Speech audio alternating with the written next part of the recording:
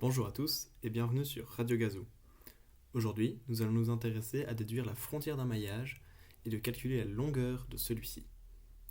Pour ce faire, nous allons manipuler une structure un peu particulière du maillage, qui est la structure topologique de celui-ci. Nous allons voir que c'est un graphe un peu particulier. Nous allons donc disposer de deux structures, la première décrivant un segment, qui est décrit donc par deux nœuds et des éléments voisins, et ensuite la structure qui englobe l'ensemble des segments. Celle-ci contient également l'adresse du maillage, ce qui va nous permettre d'accéder à l'ensemble des données de celui-ci.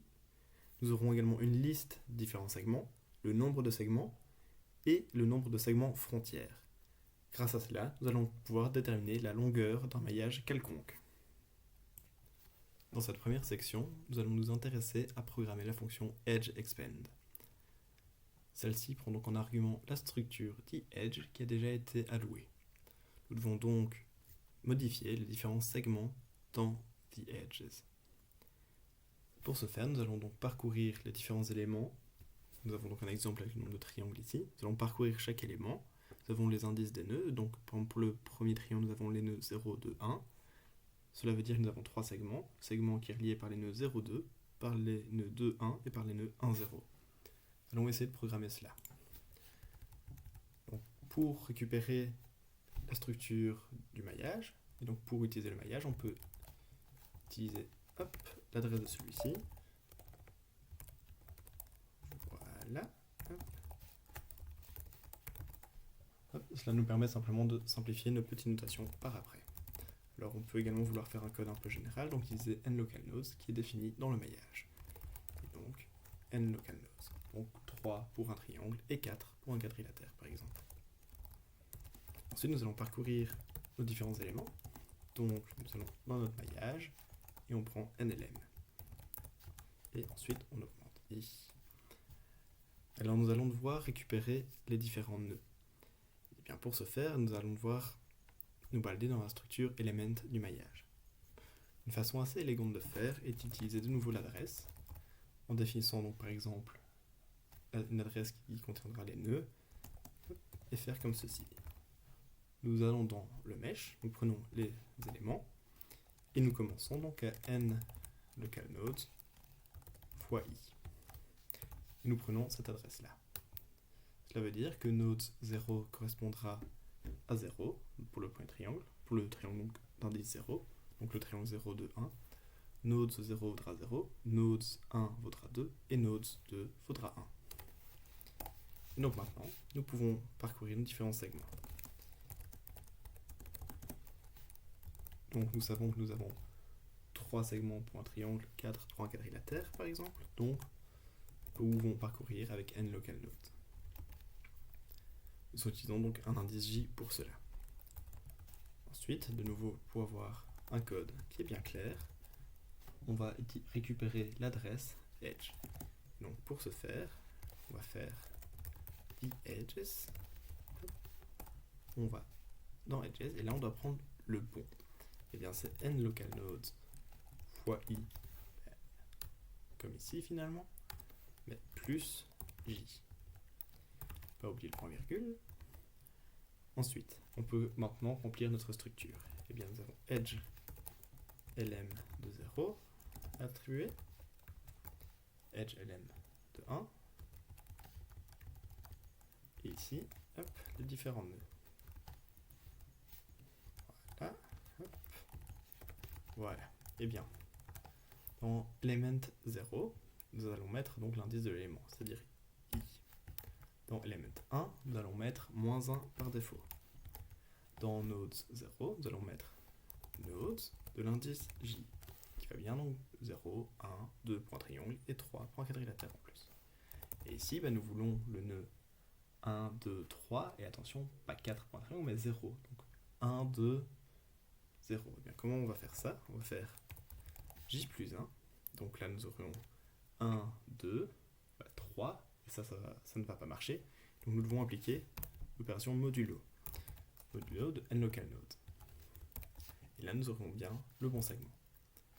Donc maintenant, si nous essayons de compiler cela, nous obtenons bien la même solution et le même tableau. Dans cette seconde section, nous allons implémenter la fonction edgeCompare. Celle-ci va donc comparer deux segments et les trier par rapport à leur indice de nœud. Nous allons d'abord trier par rapport à l'indice le plus faible, l'indice minimal des segments, et ensuite par rapport à l'indice maximal. Attention que les fonctions de comparaison prennent des const void qui permettent de mettre n'importe quelle structure, mais il faut ensuite les caster correctement. Donc bien faire attention à cela. Nous allons donc récupérer le premier edge, comme ceci. Nous allons donc le caster dans la structure FemEdge. Et donc il s'agit de E0. Nous pouvons faire la même chose pour E1. Voilà. Ensuite, nous allons récupérer le nœud minimal d'abord dans l'edge 0. Donc pour ce faire, nous allons utiliser la fonction fmin. Et ici, nous allons prendre edge 0 node 0. Et nous allons comparer à node 1. Toujours dans edge 0. Comme ça, nous avons le nœud minimal de edge 0. On peut faire pareil sur edge 1. Et on peut faire quelque chose de semblable pour obtenir le maximum. Voilà. De cette façon, nous obtiendrons donc le nœud minimal de edge 0, le nœud minimal de edge 1, le nœud maximal du edge 0 et le nœud maximal de edge 1. Ensuite, il nous suffit de comparer cela. Donc on nous dit qu'on trie d'abord par rapport au nœud minimal. Donc, si fmin node 0 est plus petit que min node 1, et on renvoie 1. Ensuite, c'est l'inverse. Dans l'autre cas, c'est strictement. Alors ensuite, on entre dans le cas où on a une égalité. Dans le cas où on a une égalité, on va regarder l'indice le plus grand. Et donc, on peut prendre cette ligne-ci, et on change juste les min en max.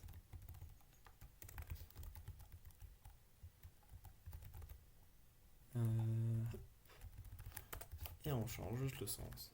Voilà. Et alors, si on a tout qui est égal, on renvoie 0. Ça veut dire qu'il ne faut pas permuter. Et de cette façon, nous avons notre fonction edgeCompare.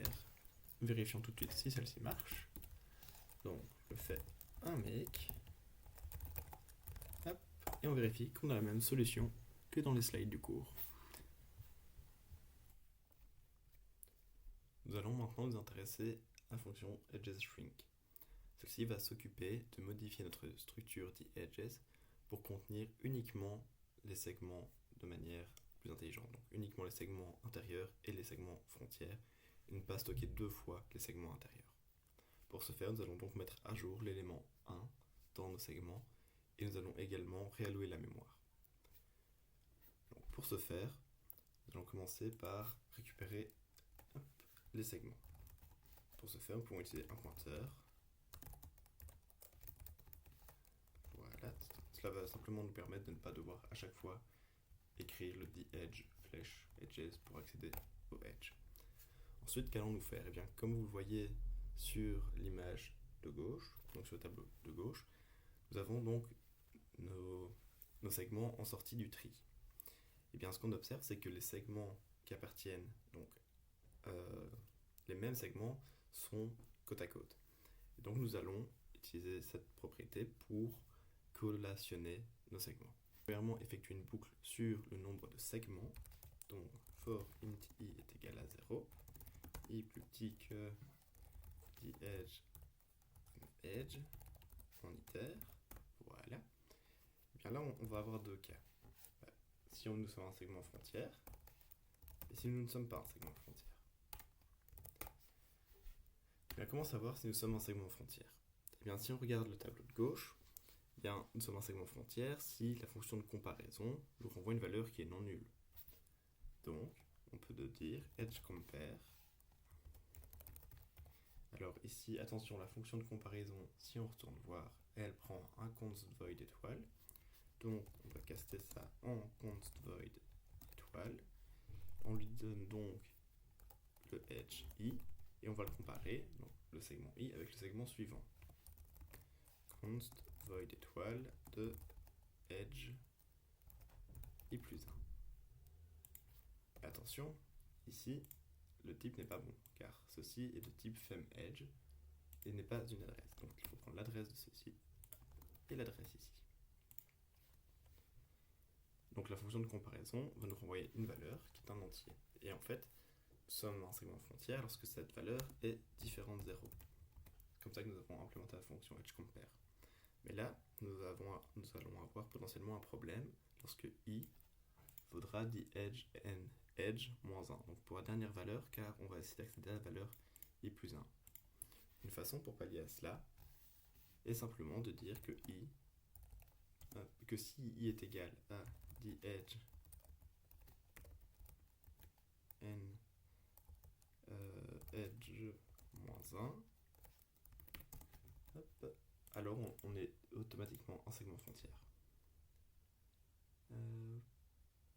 Pourquoi il dit ah oui, donc un E.